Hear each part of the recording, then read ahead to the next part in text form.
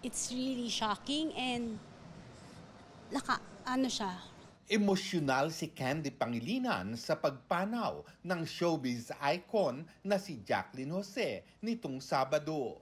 Parang nanay naman ang turing ni Tanya Garcia sa premyadong aktres, pero ang pagiging nanay hindi raw nagtapos sa series.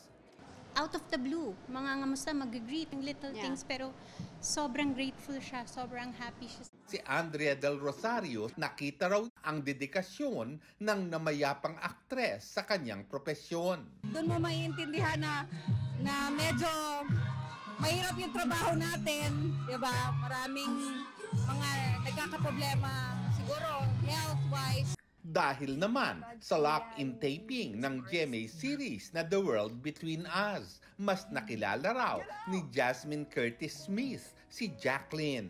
Marami akong mga saloobin na na-share sa kanya. Mahaba rin ang itinakbo ng pagkakaibigan ni Jacqueline at ni Senator Robin Padilla dahil sa malaking kontribusyon ni Jacqueline. Gumawa kami ng resolution para kilalanin yung kanyang talino sa pag-arte. Kasi siya yung nagbigay sa atin ng karangalan sa Cannes Film Festival. Naging Best Actress yan.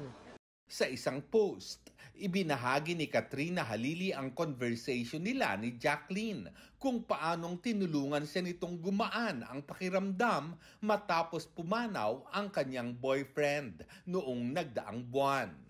Si Gardo Versosa, pinost naman ang isang eksena nila ni Jacqueline sa dating sitcom ng GMA na Ewan Ko Sa'yo. Inalala rin ni Archie Alemania ay de las Alas, Lian Valentin, Jeric Gonzalez, Raver Cruz, at iba pang Sparkle Stars na nakatrabaho ng nag-iisang Jacqueline Jose.